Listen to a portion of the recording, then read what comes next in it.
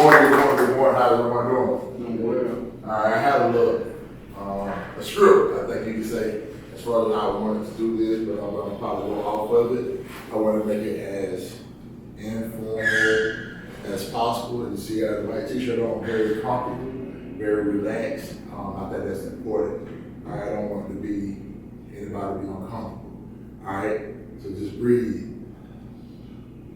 All right, breathe. All right, good morning. How you doing on the screen, Mr. Dominic? All right, cool, man. We're gonna have to do something, so I like for everything to be interactive. All right, so let me talk about myself just for a brief moment. All right, my name is Tenacious Walker, by way of Thompson, Georgia, Austin High School graduate, Gordon College graduate, University of West Georgia graduate, the Fort Valley State University graduate, and also have a certification from Columbia State University. All right, backstory. I was raised by both parents. Parents been married 48 years, and I'm from a small neighborhood called Lincoln Park, Power Strip community. Well, growing up, especially in the neighborhood that I grew up in, I didn't care much about school. Made a lot of poor choices. I graduated high school with 1.9 to the GPA, and called myself quitting school. I think it was my senior year, or the first 2 weeks I didn't go to school, just trying to figure life out. You know, a lot of poor choices. My mom gave me 2 choices, either go to school or go to work. I didn't want to work, so I just go to school and hang out. So that's what I did initially, and then I decided to graduate. I graduated, got my associate, went back and got my bachelor's, and then started working at a residential facility called New Oak Boys Home, where I work with youth that actually had parents that didn't care. And you know, sometimes we have issues with our parents and thinking it's the worst thing in the world until you actually run into people who really had the worst situations possible. And so my original major was sports management at West Georgia. But when I started working with these children, I realized that that was my purpose, and that was God's plan. It wasn't my plan, but it was God's plan. So I realized, okay, this is what I need to be doing. But we had a problem. I don't know if y'all heard me say it earlier, I had a 1.92 GPA. And so in order to be a counselor, I needed to go back to school and get some education. Well, I don't like school. So I didn't like school, and so I'm just gonna teach. So I taught. And that didn't make sense, but that's what I did. And I was doing special ed, getting certified in special ed, getting my master's in special education. And my cousin, he said, hey man, he said, I don't know how good of a teacher you are. He said, but you're a darn good counselor. He said, and you love talking, you love having big, that's what you should be doing. I said, you're right. So I applied to Fort Valley State University, and I went down there my very first semester. You can only make 3 seasons on if you're in grad school, you flunk out. I made it see my very first semester, and the young lady told me, I said, I'm gonna quit because I'm not gonna make it. I don't like school. And she said, we found it. She said, we got you. So she said, just do your work, send it to us, we're gonna proofread it, you know, make a correction, send it back. I said, all right, cool. So I had to be on time. They said, you can't wait till the last minute. So I had to be accountable to my stuff, send it to her. You write good papers. You just gotta start proofreading. You know, but anyway, make the point that helped me out, and voila, here we are. I've been in the council since 2016. I worked in Newton County, I worked in Bucks County, I worked in Taylor County, and I work now here at Excel Academy, an alternative school here. I also own my own DUI school, DUI, defensive drive, anger management, certified life coach, drug test, anything else that you can go to jail. I have a 13-year-old daughter. She's in the 8th grade. She'll be attending high school next year. She made varsity cheer, so I'm excited. Proud girl dad. So I think that's all that I can give you about me, or I need to give you about me. But I want to know who I'm speaking with. So how I typically do things is I'm going to ask you, start with you, I'm going to ask you to stand up, tell me your name, 3 things that you're grateful for, and anything else that you hope to get from me today. So stand up, bro. grateful for my mom for putting me in this program. I'm grateful for, you said 3? Yes, sir. I'm grateful for both my parents, really.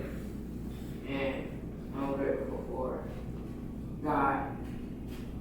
Yes, sir. And what do you plan on getting from me today? What would you like for me to bring to the table? Yes, sir. Just really important lesson. So listen. My name is Andrew. The thing I'm grateful for is being in this program. My parents and people all support me. A lot to do when I'm only here for stage, just more information. Okay. All right, Mr. Dominic. All right, 3 things you're grateful for, sir, and just tell me what you would like to get from it today as far as my presentation. Grateful for my mom. See the whole to the prison and dad. Grateful for just someone looking up. Not much I got to without. And I'm grateful to just be able to eat. I really like food. So I'm just grateful for that. And what I really hope to learn is how to just anything to do about mental health, because I know that you mentioned that, so it's kind of interesting.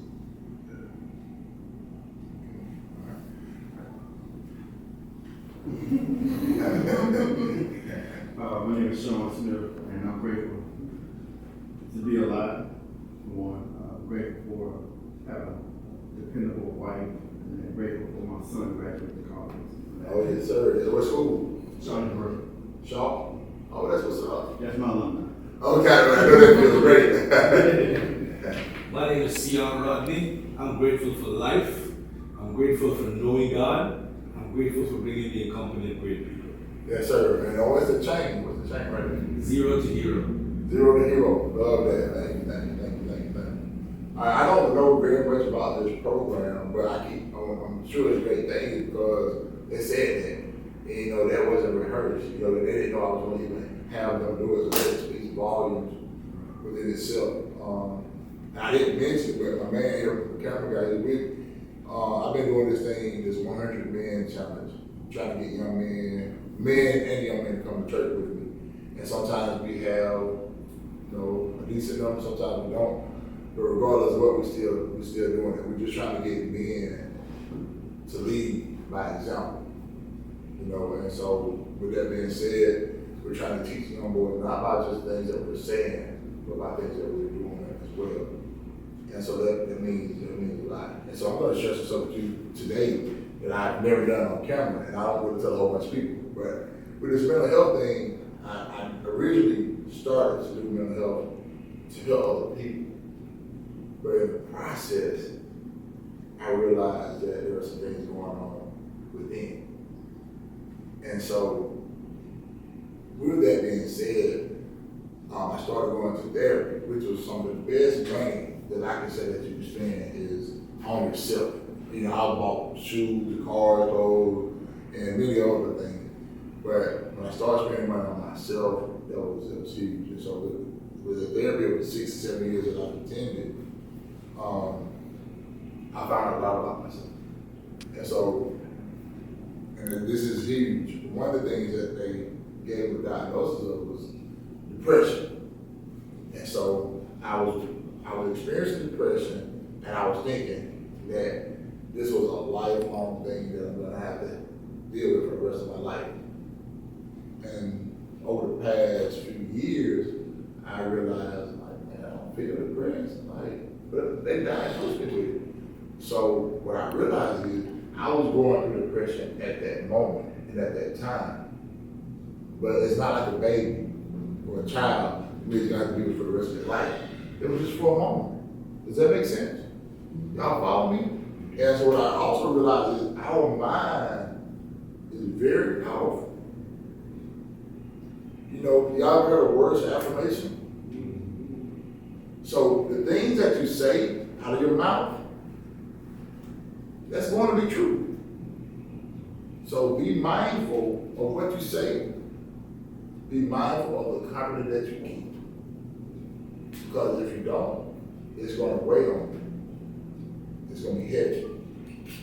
So Just keep that in mind. And so sometimes what I realized is I was trying to help people, which is there's nothing wrong with helping people. But during that process, sometimes you can overextend yourself and it'll make you weak. Y'all follow me? So look around at your friends and the people that you spend time with and see if they add value. I don't know if y'all have paper, because I love to do this thing. I want you to write down 3 to 5 names of people that you spend time with. Even on the screen, do that for me. Just write down their name, please. And this is for adults too. I teach classes with adults. I do the best involved in anger management. And I'm not saying I'm the greatest, but I do the greatest kid. You know what I'm saying? For real. Just write down their name. This is just for you. Just write down their name. 3 to 5 people you spend the most time with. All right? Can you repeat that again? 3 to 5 people that you spend the most time with. It could be a significant other, children, your best friend, your mom, your daddy, whoever, cousins, whoever. There's 3 to 5 people names that you spend the most time with. Friends at school. Just think about it. Write down their names. You guys got somebody on the board with? I'm getting in my mode there. You see me? Mode now. Yes, sir. Once you've done the names, now what you do this. 0 plus 1, 0 plus 2, just like that. 0.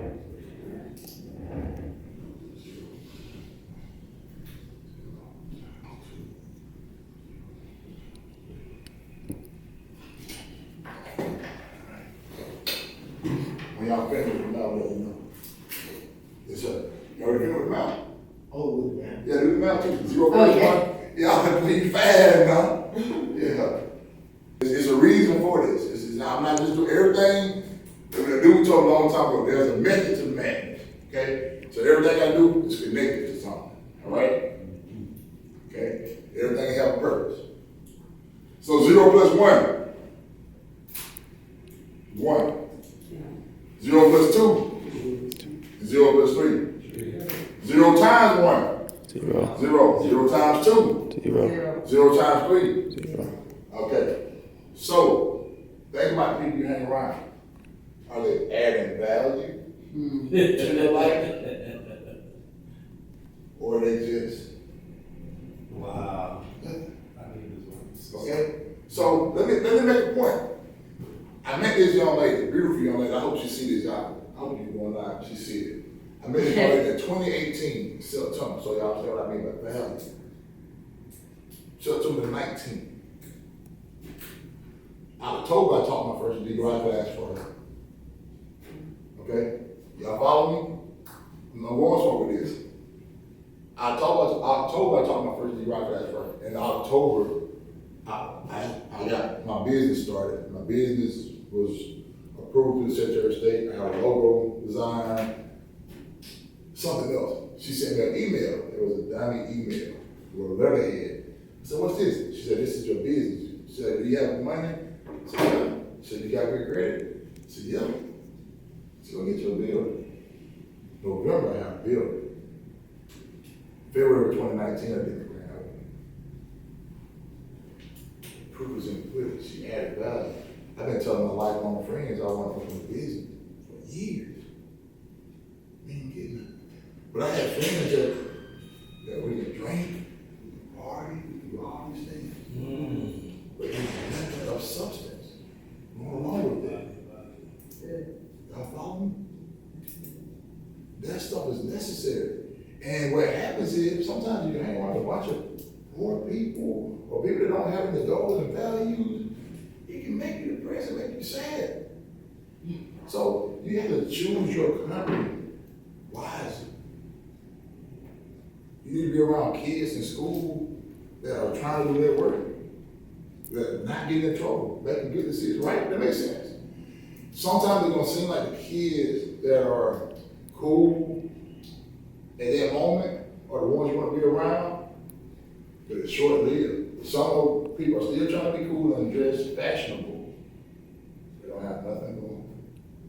My friends that were in school that made good grades are the ones that are doctors, attorneys, business owners, and so on and so forth. Now, I don't want to make everything about God. I mean, about money, because I want to make sure they have a relationship with God and value too. Because if you don't have anything of substance, all that stuff will fade away. All right? So you want to make sure there's a balance. But I'm saying all that to say, make sure that they're adding some type of value. All right? Some type of purpose.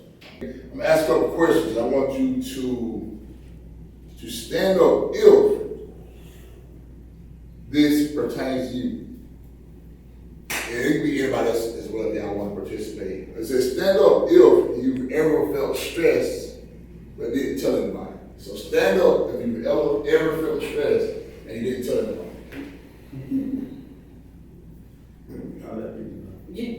That's good. Oh, that's good. All right. That's good. All right. Remain standing if you've ever laughed so hard you forgot your problems just for a second. Okay. Stand up if you remain standing if you feel like music helps when you're down. Music helps? Does music help you? I'm a thinker, Mm-hmm. so it helps with me being cool. Sometimes. But it don't help me with trying to, I guess, Yeah. think about the problem as a quick fix. Mm-hmm. It don't help on that one. So what helps you? Mm-hmm. What helps? So I take walks. Take walks. Mhm. Okay. Okay. And then if I'm driving and I have a lot on my mind, I roll the window down and I'm just thinking. So I'm glad you said that. Driving is not a good thing to do when you have a lot on your mind. It's very unhealthy. Riding a bicycle is very unhealthy or unsafe, let's say that. I'm giving an example.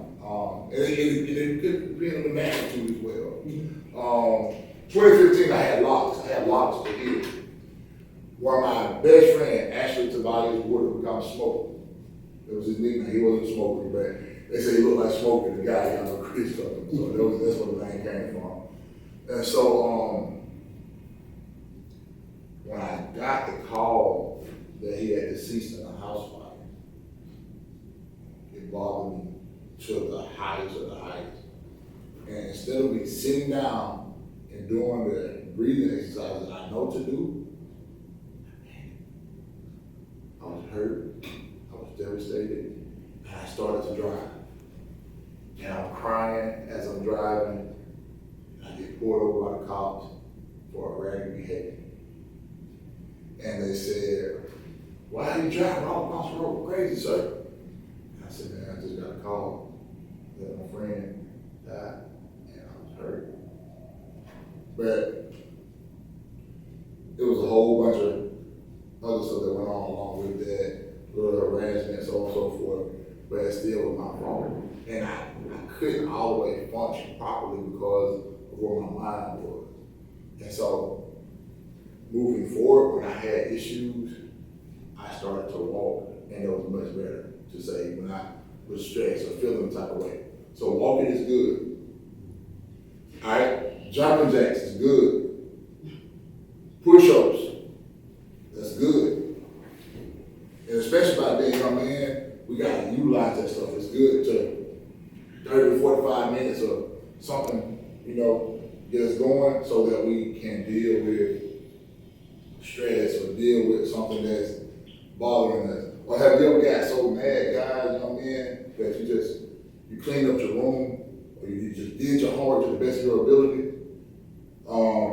True story, when I was in college, my professor told me I wasn't college material. You talking about, man? I got so mad, you know what I did? Graduated. I did my best on my work. You don't understand that? So what I want y'all to understand is anger. It's okay. It just depends on what you do with it. So we have choices, and anger is actually a secondary emotion, right? So we can choose to be mad and how we respond to it. So somebody can do something to you, And you don't have to be aggressive or violent because they do something piss you off. You just make a choice. Or I deal with it all the time. I had a parent call me at school and she was yelling and throwing her title, her credentials out there. And I said, oh man, I said, I hear you, but you're being a little, disrespectful. And I was like, I can't allow you to keep talking to me like that. And if you do, I'm gonna have to end this phone conversation. You have to call the front and speak to someone else. I didn't get loud with her. I didn't go cursing and going back and forth. I just told her what it was gonna be. That was it. So, have somebody ever did something to make you upset? Okay, how did you handle it? I just listen Listen to music. Okay. All right. So, did the problem go away like you wanted it? Yeah. It did? Okay. So, this is what I think. And you can tell me if I'm wrong. Why not let an adult know that there's a conflict with you and another person, just so by chance, right? And then they can teach you how to do conflict resolution. Because sometimes when there's an issue and it's not addressed, it could linger, right? So even when it goes, and as grown men, me and my friends, we get mad with each other, we just start back talking, but we never discussed what the issue was. And if you never talk about it, it's gonna keep coming back because you don't address it, which will lead to issues. All right. What about you, my man? Yeah, I actually go to that school that you teach at Excel Academy. Now? Mm-hmm. Okay. So I've been, I was in trouble, and I feel like a way that I dealt with it good was like you said, breathing exercises too, and just like telling myself to calm down in the moment. All right. I know we got the blooms I haven't forgot, trust me, I haven't forgot. But I want to demonstrate this. Hope that you're fit. All right. Big one. All right. So, you want to sit in that chair. All right. Hands down, relax. You're going to breathe, okay?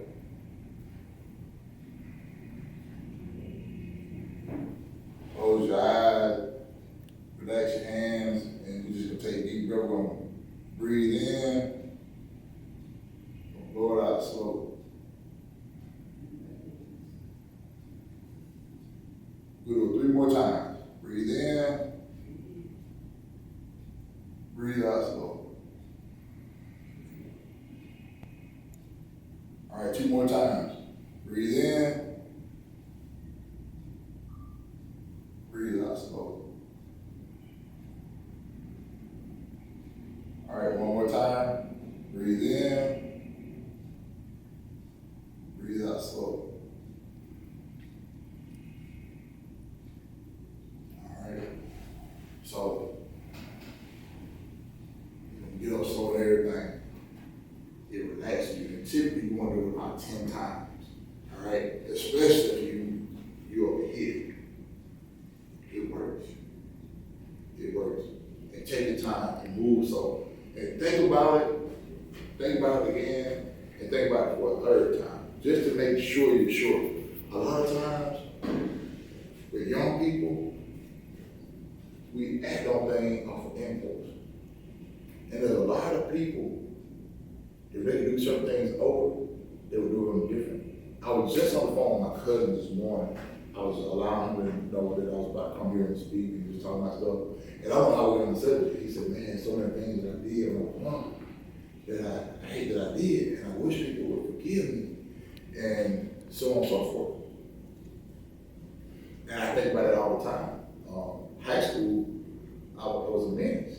I'm very aggressive. I use all profanity. I roughed up on my teammates real bad, and the coaches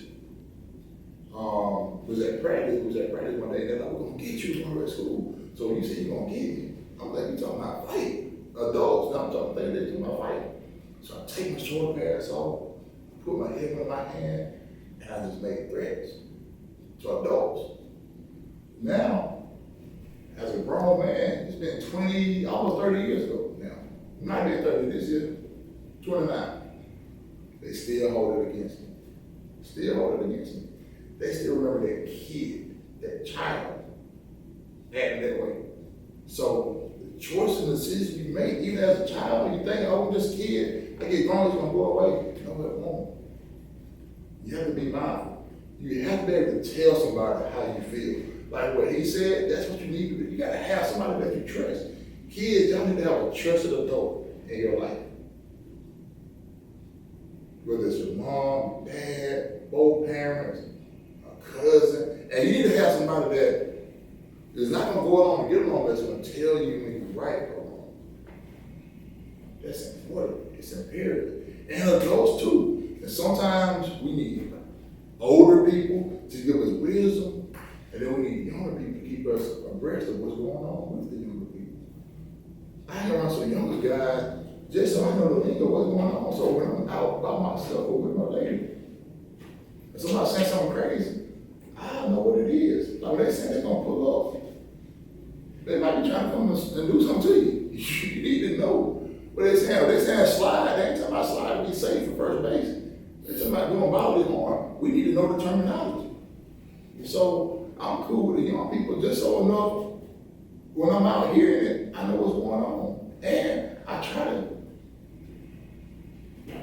add that to their life and not be judgmental, because I was once a straight fool. And so when they make bad choices and things of that sort, I don't hold it against them, because I know heaven always had 4 degrees. Heaven always owned their own business. Yes, ma'am. What do you say to them if they do speak to someone, because and not the individuals in this room or Dominique, but, they're gonna be other kids.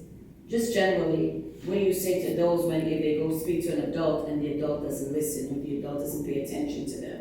Like, especially when it comes to boys, and especially in our culture where they tell boys, you don't have to cry, suck it up, and all of that stuff. Like, what do you give to them when they now try to make themselves open up to an adult? What are some pointers can you give to them? I think if they're comfortable enough, they have enough discernment to know who the real trusted adults are. They build relationships with them.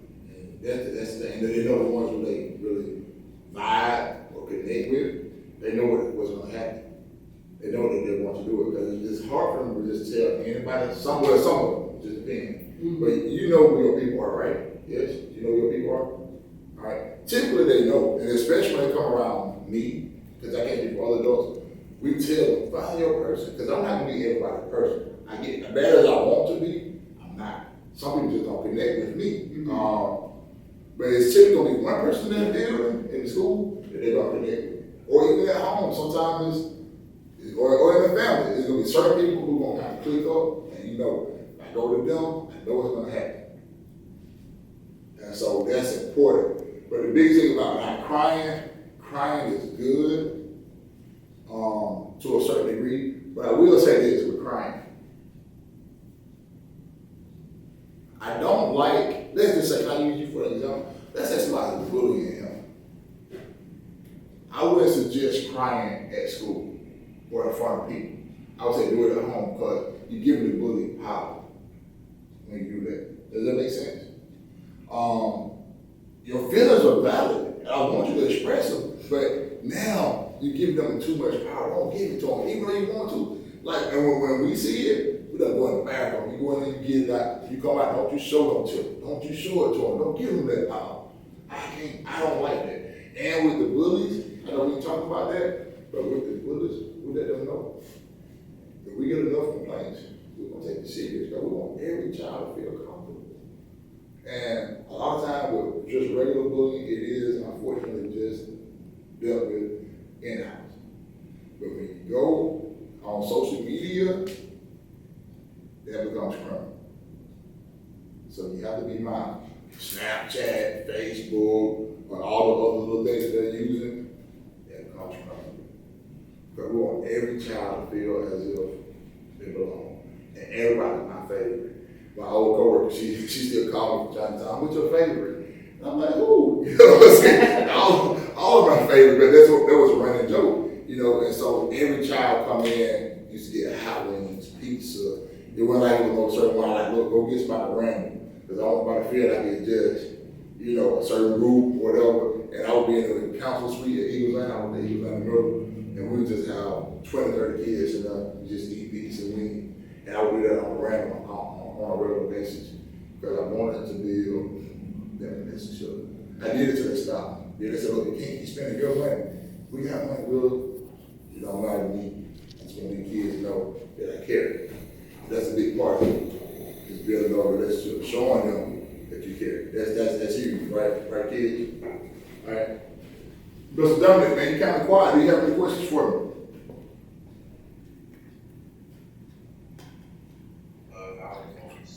Okay, cool. All right, and I want to make sure that I'm not going to lecturing. I don't want y'all to feel uncomfortable. I want y'all to feel as if it's interactive when I really want to make sure that we're doing that. I have a question. Yes, ma'am, go ahead. What made you choose to go into life coaching, to get life coaching? Well,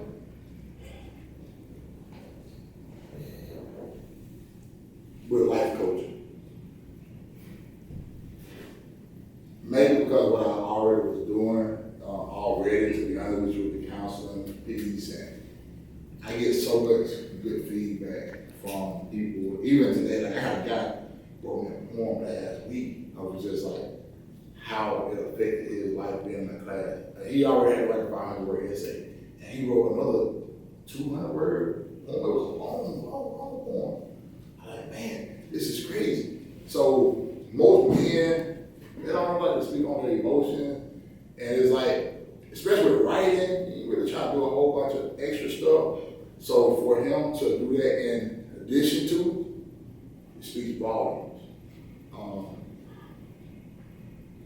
I just really like helping, because I feel like most people talk at people instead of to them. A lot of people are judgmental, or let's just say somebody looks dirty. Or let's just say somebody like today, nothing about me looks like a counselor. You feel me? But you can put me up against the best of the best, and I'm coming out on top. Because I'm one of the greatest. I'm serious. I'm not just saying it. My professor told me, he said, Mr. Walker, you was Ron James counselor. This was at Fort Valley. And I was like, I asked people all the time, what make me to your liking? And they were just saying, one dude, this was white guy the other day, he called me, today is Saturday, he called me Thursday, and he said, Mr. Walker, he said, from the president down to something he said, man, you can relate to people. And that's huge. And then another guy, he called me on Wednesday night, there was a little riff between he and I, but he said, he asked me something similar, and I was like, I got friends, like I don't know if y'all know the comedian Bo Dub, for example, y'all know him? All right, well anyway, this comedian, he was saying trash, so LeBron James and all the sports, y'all can look him up and get a chance. But anyway, that's my guy. I was speaking to one of his people the other day, and they had a show tonight, and I don't know one of them with Country Wayne and the whole group. So all of them gonna be at the show tonight at State Farm, so Bo Dub will be on that show. So that's my guy. That's what I'm saying. He's from Dallas, Texas. And so I was talking to one of his people, and they were like, so they was around and connect with people. Those I got friends everywhere. To make a point, my boy Angelo Sykes on all the time coming corner, you know. But I'm still the same person in every room. You know, I know how to adapt a little bit, but I'm still be myself for the most part. And some people don't have that, you know. And so it's good to be able to be in multiple rooms and still be truly who you are, you know. And then if I'm around people, not these guys, but just in general, the people doing stuff that I don't agree with, I know how to remove myself from those places. Mm-hmm. All right. Let's pull the balloons out.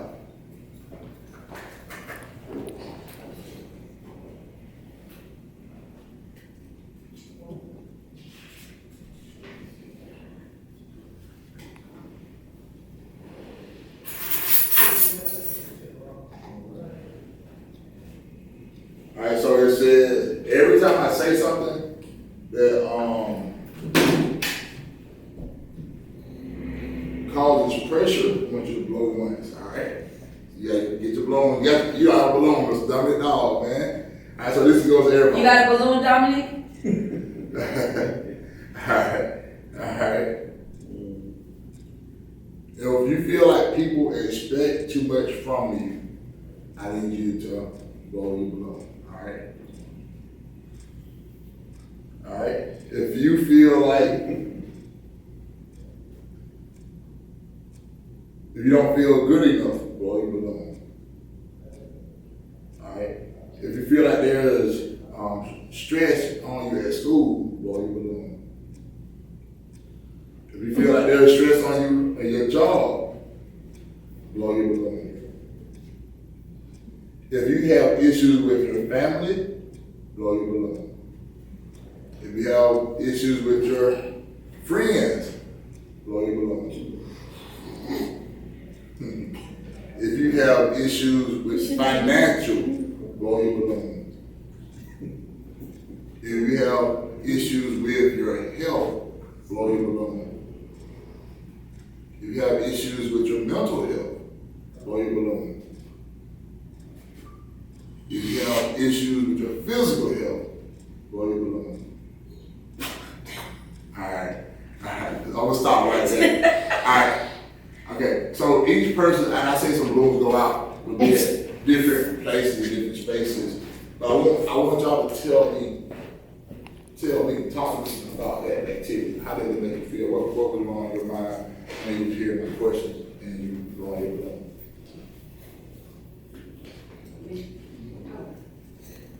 You know what, I was actually focusing a lot on Kingston because his balloon kept getting bigger, so I was more focusing on him.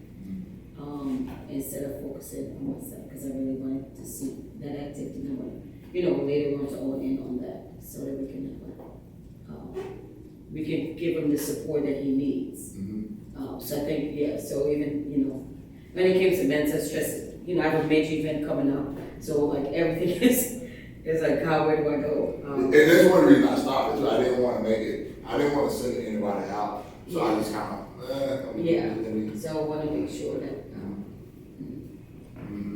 Question, what did you think about it? He just came back in. He had a Oh, step out. okay, cool, I didn't know. You missed the balloon exercise. Yeah, you missed it, so what did you think? I thought it was good. I think it keeps you, your mindset, kind of think, and that's why I'm a thinker. Because if you think, then you can think out your action. So I got a question with you about the thinker too, because I'm a thinker as well. But it's a great thing. It's great to be a thinker. But what are the cons of being a thinker? What do you think the cons of being a thinker?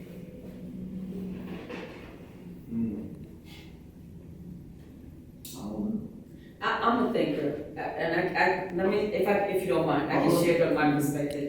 I'm realizing being an overthinker right now, I analyze a lot of things internally, and then I don't express them out. And so sometimes I can misinterpret what things are. So now I'm trying to, because I'm an overthinker, I'm like, okay, is it true? Because I'm in the mental health spaces. It's like, is it true what you're thinking about? Like I did a piece, I do a lot of recording of my thoughts when I'm driving. And I talk, it's just talking about, is it really true of what I'm, this overthinking? Because sometimes you just overthinking. And so what I'm realizing that my overthinking can really cause me if I don't handle it, and if I allow it to stay in there and I don't push it out or write it out. So now, like I literally, when I'm driving, that's when I'm starting to record a lot of my thoughts, because now instead of me just thinking in my mind and just allowing it to rewind, play again like a cassette player that they don't know about. Now I just take it out and say, no, let's just play this tune. And what does this look like? Well, for me, I ask myself in the middle of the thinking process questions. And I sort between myself to find the answers to the question. So basically, I know people say don't Answer yourself. That's the whole, Well, we're for both me- in the same country, I threw that out the trash can. My solution to situations when I think, I formulate a question to myself and search within myself for answers. Respect. I only know I was asking that too. One is overthinking, for sure, which could be a problem. And then also making sure that it don't consume you. It doesn't consume you. You want to make sure that you have a break from thinking. Yes. Because sometimes it's like your brain just keep going. Oh, mine don't do that. Oh, you don't do that? You're different. Mine is like, I'll be honest, I'm now learning how to not allow it to, just make me just go, because then I realize, and I do self-therapy, that's what I do.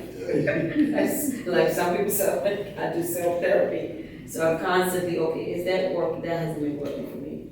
Take that back. So If I may, pull away. I think perceiving that the constant thinking without break, I think is that will lead to eustress. Can. Yeah, definitely can. Yes. Definitely can. And that's what I was thinking about. And also, make sure you get the proper rest. Sometimes you stay up with your thoughts. I used to be up all times of the night. I'm always thinking about presentations, I'm thinking about my day, I'm thinking about children. Just don't shut it down. And I'm up in the middle of the night. Me and my sister used to go, I can't sleep. Well, I did some research. That's how it leads to Alzheimer's and dementia and Alzheimer's. So that shit is thinking down. Now I'm still a thinker, but I just learned how to compartmentalize, okay, and put things where they go, and making sure that I don't overexert myself in any areas. All right. Time. Okay.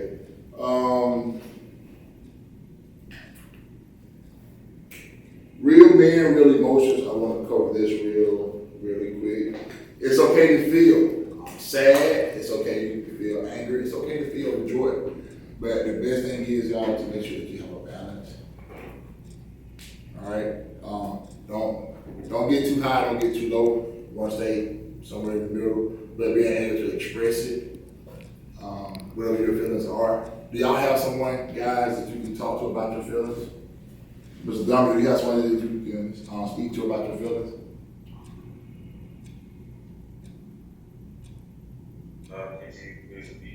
Do you have someone that you can speak to when it pertains to your feelings, concerning your feelings?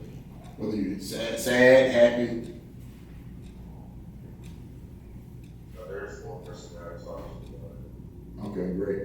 What does joy mean to y'all? The word joy, what does that mean to y'all? Being happy. Okay. What does joy mean to you, Mr. Kingston? It's like one level over happiness. Okay, why do you say that? It's like happy, they're happy, and then I feel like joy is like over happiness because it's more. It's hard to put it into words. Just think about it, I'll come back to you. What about you, Mr. Dominic? I'm gonna come back to you now, so you think, okay? What does joy mean to you? For me, it means choice. Say that one more time. For me, joy means to enjoy. To enjoy something. What about any of y'all adults? What does joy mean to you? I would say it's an overcoming feeling, a feeling of overcoming mood swing, an obstacle, a roadblock, some setback. It's an overcoming feeling.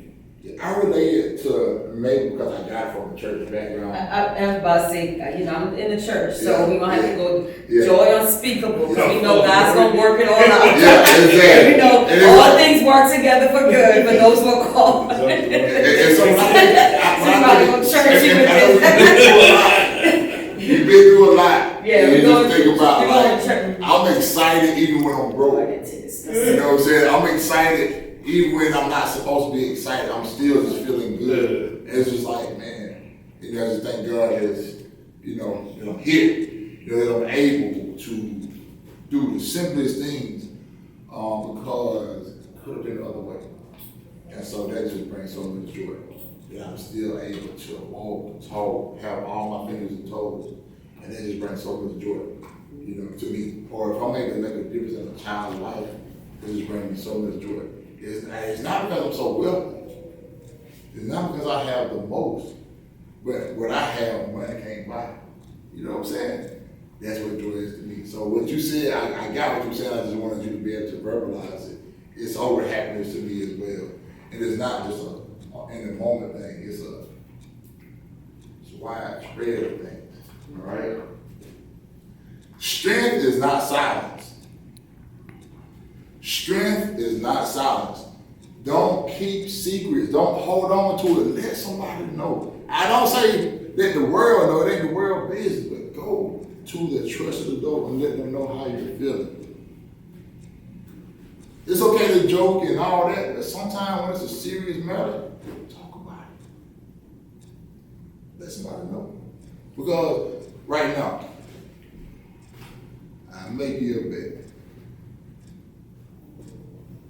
I'll give you $10 if you can tell me what I'm thinking.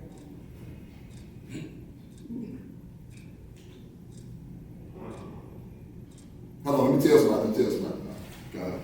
Right. I'm gonna get $10.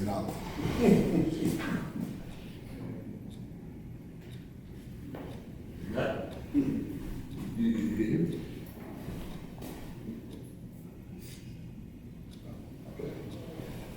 I gotta keep it fair, man. Tell me what I'm thinking. Let somebody know, cause like what you just said, let somebody know. Okay, that's what I'm thinking. Is that what I'm thinking? No. Because you can't read nobody's mind. It's impossible. Yeah, exactly. You can't read nobody's mind. So if I don't tell you, you won't know. You gotta tell somebody. What did I say? About 7. How about a sailor man? You don't even know what that is. I knew you wouldn't know. And it was just something random. But I'm saying that to say that's just how simple it is. But now that I told you, you know. Now, your follow-up question should be what? Who is Popeye? Right? Yeah. Fried chicken. But you get it? You get what I'm saying? So the conversation need to be had. The conversation need to be had. Do y'all have some books in here? I have books. I have books. I need multiple books if we have, but if not, it's okay. I have some, I have to. I have to go downstairs and grab some. Okay. It says right here, black men often carry generational pressure. Breaking cycles start with us. And what I typically do right here is I would do a genogram. Y'all ever heard of a genogram? I'm not going to do it because it takes a long time, but it's like a family tree. I go drop a flower on it, right? It's like a family tree. And it talks about, you would put, I'm going to give y'all an example so y'all can see what I'm saying.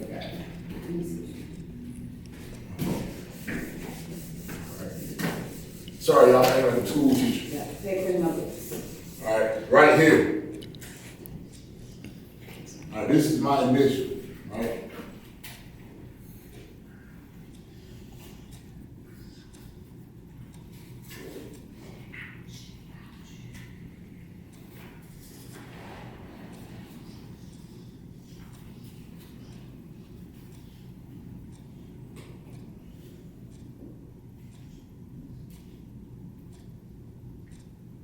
And while you're doing that, Miss Stephanie, she's actually, you want to introduce yourself? It's from upstairs. Good morning. My name is Stephanie Head. I'm a licensed professional counselor. And I'm really glad this is happening for our black men. It's so needed. So you know what a genogram is? Yes, it is. Okay. So that's big stuff, isn't it? It is. It shows you where the pattern starts. Exactly. Yeah. Exactly. So this ain't over your roof. Y'all know the plan. Tell the truth, you thought you was just playing. But look, so with the genogram, this is me. This is me. This is my daughter. these are my twin sisters, and this is my brother. I'm not gonna put nobody's business out here. But what I would do is, I would put alcoholism. I would put, I ain't spell it right. I know how to spell it. Alcohol, drugs, and we assemble it. I would assemble health. HELTH. And then like typically I would do like, because I do this with the DUI class, so I would do, what was our stuff? High blood pressure, so I just put BP, diabetes, and stuff like that.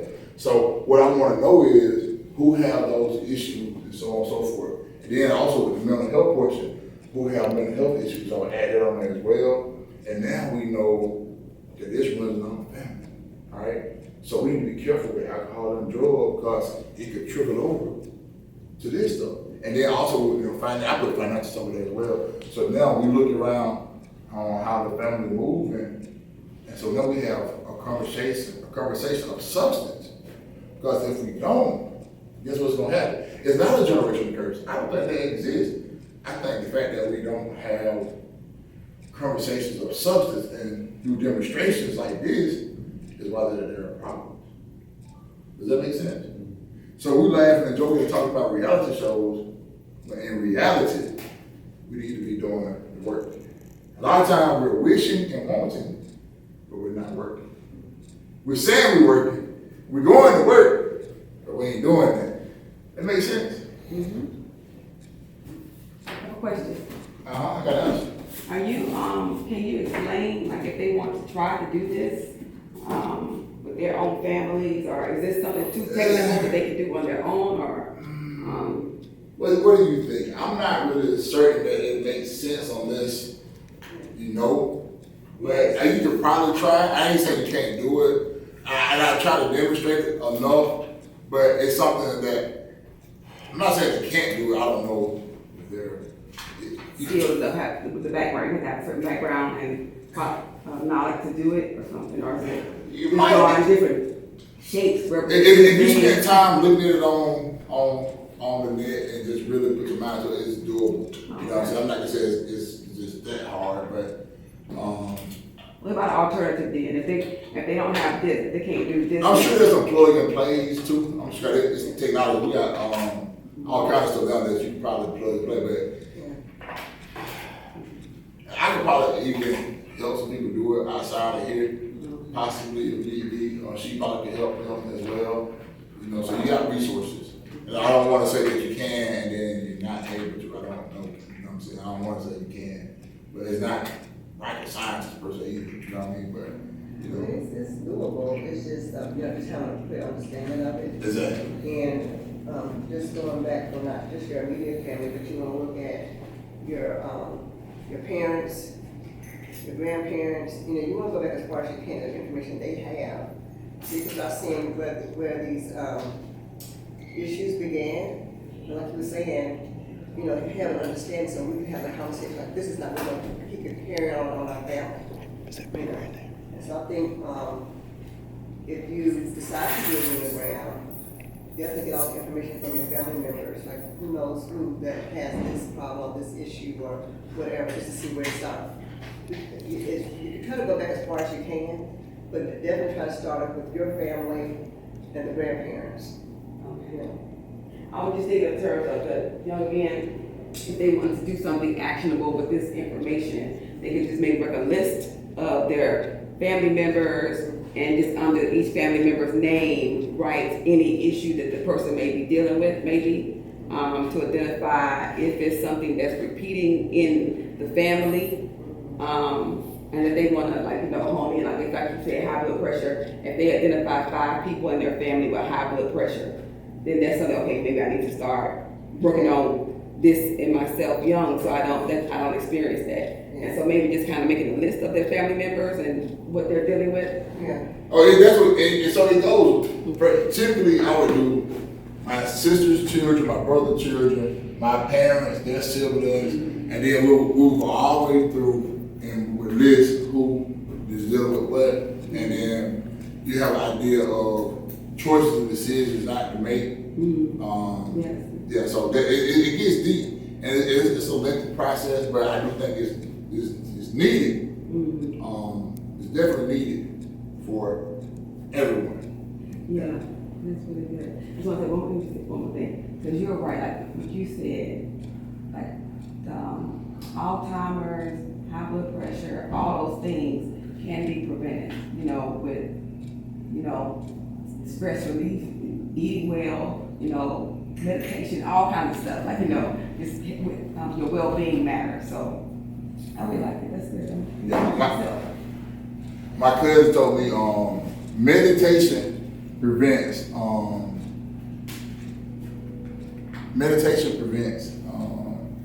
inflammation, which prevents medication.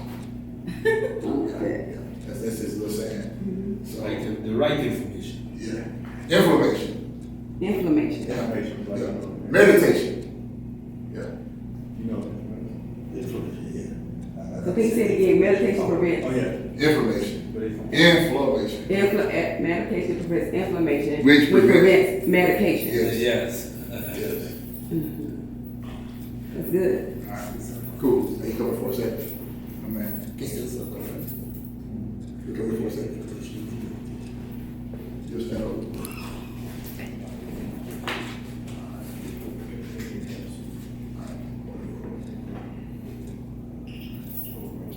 Hold it up, everybody. Hold it up. Hold up a bit more.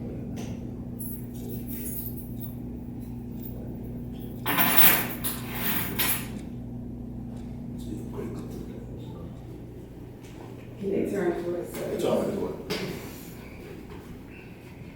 Hold it up a bit more.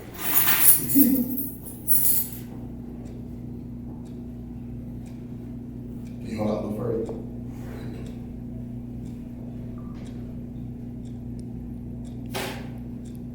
Reach high into oh. Put it on tape. What happened? They got too heavy. Huh? They got too heavy. You got your head.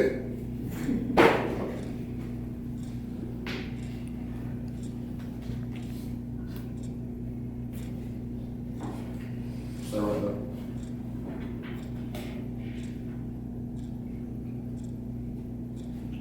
Hold on.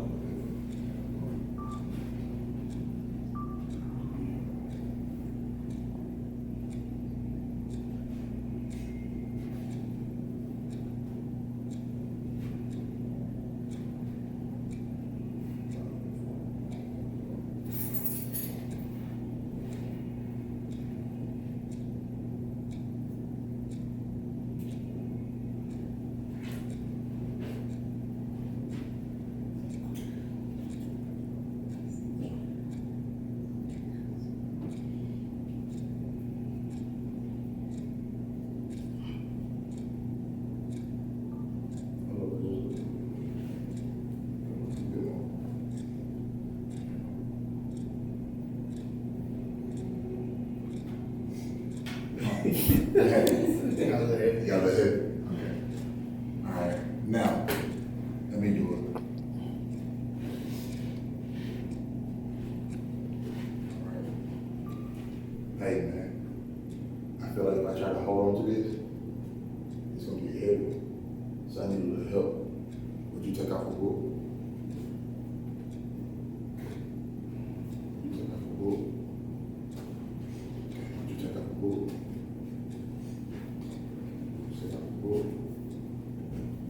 You take off the book. Could you help me?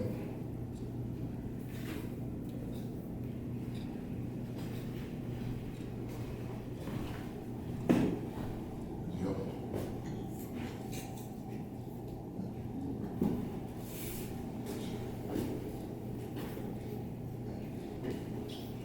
I got to sit down. Thank you.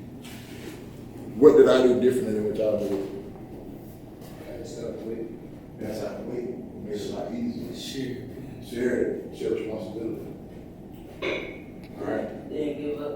And then get what we said. And I realized earlier that as I seen y'all I'm saying to say, in life, it's all right to ask people. You don't have to carry it all the way by yourself.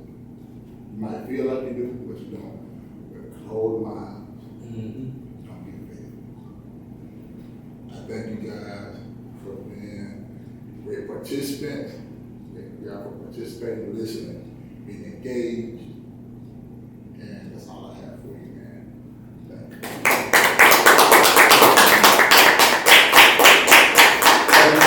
Sorry you weren't here in person, man. But, you know, that's what I have. Do you all have any questions? One question. And I will add this, I was going to implement my thing, but I didn't. I want y'all to write this down, put Q-tip. Some of y'all may have heard it in County schools. Q-tip, for those two, I tell my adults this all the time. Quit taking it personal. Sometimes people have a bad day, it don't have nothing to do with you. So don't accept it. Don't make it be yours. Nah. Right. They have problems at home with their mom, their dad, their sister, their brother, their husband, their wife. They don't belong to you. Don't take it personal. Man, even driving. They do all kind of hand gestures. I don't know what's going on in your home. I'm good. I got joy. We just talked about that. I'm all right. That don't belong to me. But if I make an impulse choice or decision, then I'm asking y'all to bring me cigarettes, and I don't make smoke. You see what I'm saying? I'm not going to participate in that. So you shouldn't either. That's it. Are you okay right now? I have something. I do want to ask you a question. Okay. And we do want to, actually, and I didn't prep the young men today for this, but so y'all gonna kind of wing it today. But it's gonna be where you're gonna sit in a chair, and one of them is they're gonna sit and they're gonna ask you a question or two. And I'm gonna give y'all the questions to ask, okay? It's something that we're gonna eventually start doing, starting in August, where we discussed it, but we didn't go full deep into it. It's kind of like creating a podcast when you have a guest speaker that's coming. Not only are they important speaking to you, but then we want to see what you have gotten out of it. And that's by asking them some questions. So that makes it start resonating a little bit more. Okay. But I want to say thank you so much for coming, for doing the demonstration. What do you all think? So think of some questions right now. We're going to take maybe a 5-minute break, and then we'll get that set up, and I'll give y'all both questions, maybe 2 questions each to ask, okay? Thank you, Ms. Walker, for coming today and being our speaker. And my question for you is, what are some misconceptions about mental health? Some of the misconceptions. First of all, I want to say thank you, man. I'm glad that y'all had me here today. Some people of African American backgrounds feel as if mention weed is not for us, and they don't believe in actually getting help, and it should. I feel like this, and I ask this question, I usually ask you one. If you were to cut your hand, would you go to the doctor, or would you just say, I'm just going to trust God? Okay. I would say that. You go to the doctor. So it's the same with mental health. When sometimes something's not right, we need to go to somebody that's professional so we can get the right training, the right assessment, the right type of instruction, the right time for a person to listen, the right something that we need that we're not capable of doing on our own. Makes sense? Yes. So I want you to look at it the same way. If you feel as if something off, don't be ashamed, don't be bashful, go get some help. Yes, sir. My question for you is, what inspired you to be an advocate? Advocate. To be honest with you, I was born in it, meaning that my mother she's a pillar of the community, always have been. She worked with the elderly as well as the youth, the children, and she's always advocated for children. She had this group when I was younger, the Baby Valley Girls Club, and she was taking girls on trips, and she was mentoring and all this stuff. They started working with the housing authority, taking kids on trips, mentoring, and I was there. I seen it, and it became a way of life. And so, being around kids that need something, and something in me I can't just sit back and not do. you don't have to even be my child. I see there is a need. I'm just gonna jump in. You know, I take the initiative to just help. And so it just became who I am. You know, not necessarily by choice, but by choice. Dominique, it's your time. But bring yourself on camera if you can.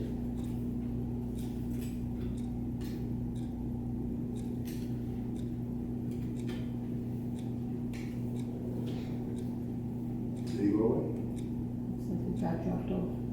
Okay. Do any adults have any questions or any other things?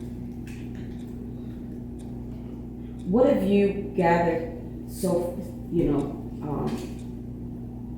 as an African American man, and it's almost like a taboo to talk about mental health. It's really just became something that we're really openly talking about a little bit.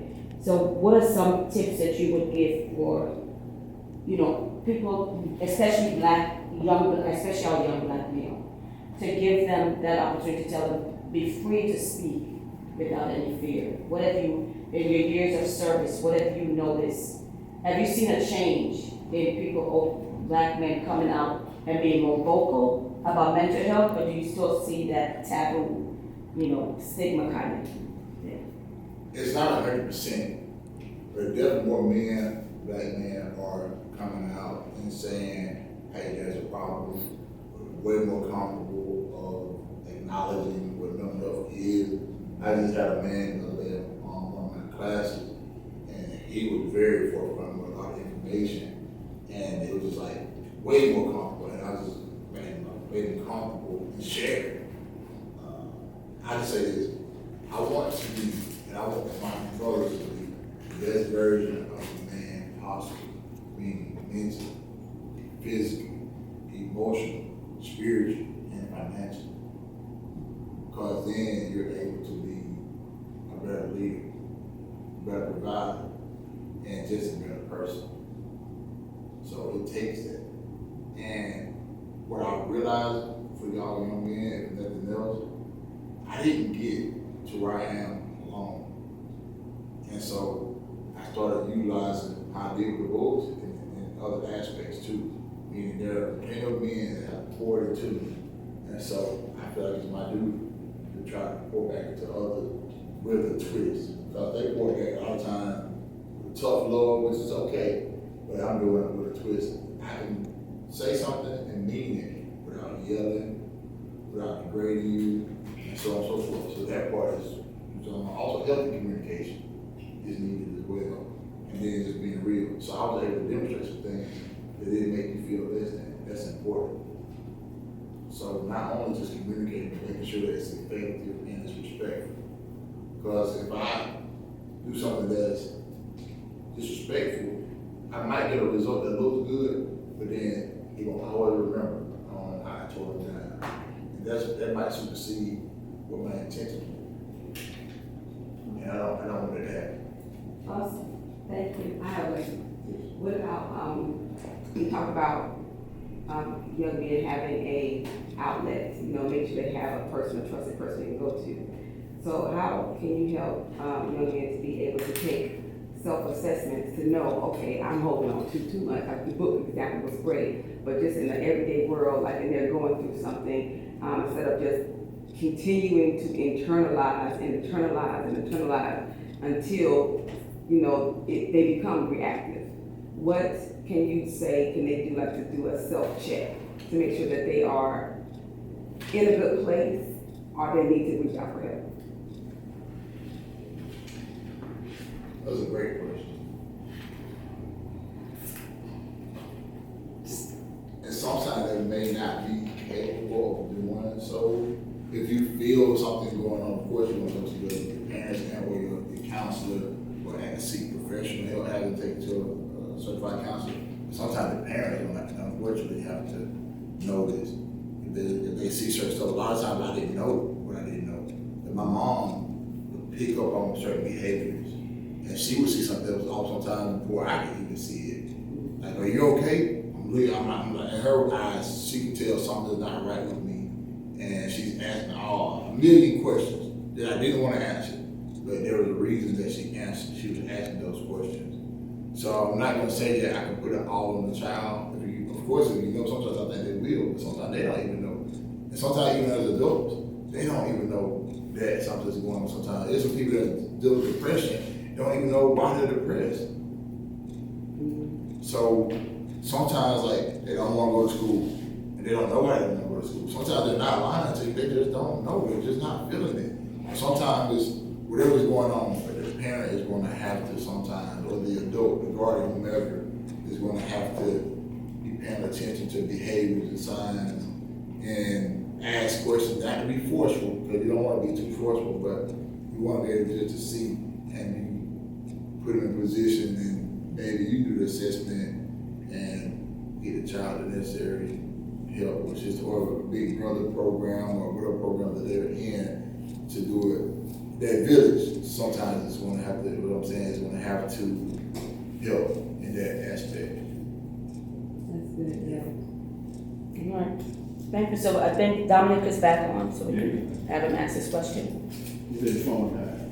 Oh, Dominic, you can ask your question if you would like. Do you have it still? What did you say? Do you remember the question? I remember a little bit of what I was thinking. It was, I wanted to ask if you had any strategies or like tips for mental health or stuff like that. It just depends on mental health, what do you mean in particular about mental health? Well, I will say this,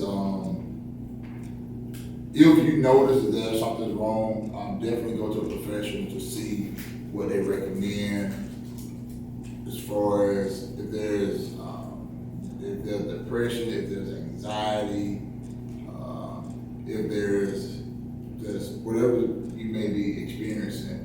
And then also sometimes it's just for a moment where in lieu of, just make sure that you have some things that you have some self-care things too that help.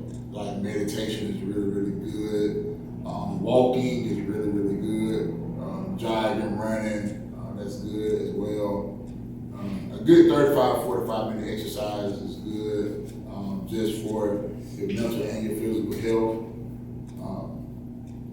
And then just having professional, and I only keep saying professional is because they're bound to keep things within. You know, when you go to certain people, they can just tell you this. But professionals are held to a standard, meaning they can't tell your business. And so that's the real good thing about sharing information with them, because we need to get it out. So don't hold it. We will not share your business. And I think that's necessary. Mm-hmm. So if you feel it any type of way, don't hold it. Do not. That's the biggest advice I can give you. That's the only thing. You know, I don't know, you didn't get the full effect of the book exercise, but it was a big relief off of my shoulders, weight off of me, when I was able to get some help. I will ask a question or make a proposition to find, because if you're not able to get a professional, but to find at least one trusted space. Mm-hmm. Because by the time you get to a professional, it's already a pressure button. Mm-hmm. And you don't know still the professional way to start. Yeah. Well, growing up, before I even knew about counseling for real, it was my uncles. My uncle was my trusted adult. I didn't feel comfortable talking to my dad, but my uncles gave me a safe space where I talked to them about anything, you know. So they helped me with life. You know, unfortunately, alcohol was very prevalent in my family, and all of them are deceased now. All my dad and brothers are deceased, but they were great men that were very intelligent, and they had a lot of wisdom in a lot of different areas. And so I take a lot of the wisdom that they shared with me, and I share with others. So I did have the outlet. I didn't have a professional. The one thing that made it uncomfortable for me was I come from a joking family, and they joke a lot. And so sometimes I didn't know if I could talk to them about serious stuff at times, because they're gonna make a joke about this. But I realized when I needed to talk to them about serious stuff, then we handle it in a serious manner. Understand what I'm saying? So, but I can't say everybody's dynamics are different. And so you know your dynamics, and you know how it make you feel. And I want you to understand that your feelings are always valid. You know, so don't ever minimize how you feel. Sometimes we can overreact to make sure that we put facts over feelings. Good. All right. Thank you so much. We appreciate you. Yes, thank you. Ms. Stephanie, did you want to say something? You want to come up and say anything? We have two therapists, so why not take advantage of it? Well, I just wanted to say that, just kind of think that what he's saying. It's just so needed, it really is, and, I want you young men to know that there's support out there, and never feel that you can't ask for help. Because asking for help is not a weakness, it's wisdom. You know, and so, when you feel a certain way when things are getting too heavy, you know, definitely find your person that you know that you can talk to. Don't be ashamed about it. Just, you know, that's you advocating for yourself.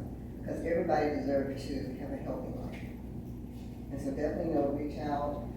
If you do need to see a professional counselor or a therapist, you know, talk to your parents and just let them know. You know, don't feel ashamed about anything.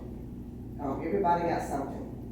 And so don't feel like you're the only person that may be going through something. Every single person in the world is going through something. But it's all about how we respond to it, how we react to it.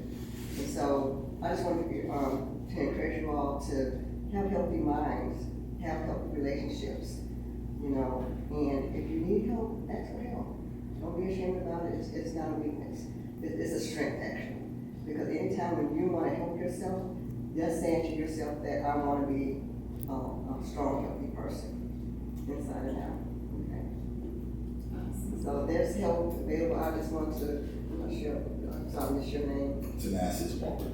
Mr. Walker, thank you so much for pouring into these young men today, and because they are our future. Yes. You know, so I'm just so thankful that Mr. Walker's here, and you have all these other people here that want to support you. I'm here, I'm on the 3rd floor. I'll be going to Stockbridge, Georgia next month, but I'm available in any way that I can help. And I will definitely continue to just spread the word out, because this is a great mission right here. And so, young men, I just applaud you for being here. I applaud you for wanting to do better, and just to be that influence on other young men as well. Thank you. Thank you. All right, thank you all so much. Thank you. And it's what we want to continue to do with Young Dreamers with this Saturday program. Of course, we have other services, but we definitely want to tap into the middle and the high schoolers of how we can get them. So we have some flyers. I'll give you some, Ms. Stephanie. Okay. But we want to say, Andrew and you guys, some thank you. Say that. Thank you. Thank you. Appreciate it. Thank you. All right. All right, thank you. All right, Dominic, thank you for staying on for 2 hours. We appreciate you. We'll meet you in person soon, hopefully next month.